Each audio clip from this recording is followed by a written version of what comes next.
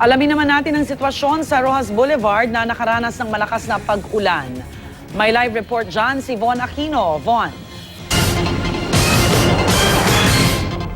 Yes, ramdam na nga yung epekto ng bagyong Butchoy dito sa Maynila. No? Katunayan, dito sa Rojas Boulevard, bukod sa napakalakas ng ulan, ay napakalakas din ng hangin. Ano? Kanina nga pasado alas 5 ng umaga, ay halos mag-zero visibility itong Rojas Boulevard. Pero gayon pa man ay hindi naman ito nagdulot ng pagbaha dito sa kalsada. Bagamat may bahagi itong Rojas Boulevard na nag-iipon yung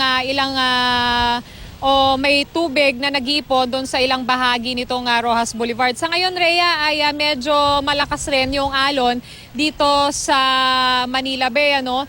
At dahil dyan, yung ibang basura ay napupunta dito sa Baywalk. Bagamat may mga nagwawalis, ay talagang kitang-kita nga yung epekto nitong malakas na alon dahil pati yung mga basura ay natangay din ito dito sa Baywalk.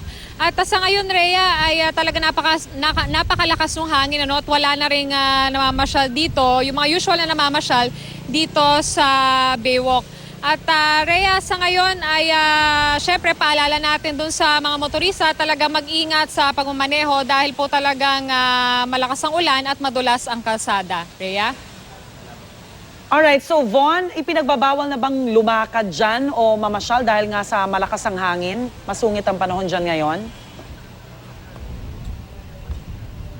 Rhea, sa ngayon wala namang nagbabawal. Ano? Yung mga nakikita lang natin dito, yung ibang mga nagbibisikleta, ay sumilong muna sila doon sa mga pwede nilang silungan dito. Pero sa ngayon ay wala na rin talaga tayong nakita na namamasyal o naglalakad dito dahil napakalakas nga nung ulan at hangin. Rhea? Alright, maraming salamat, Von Aquino.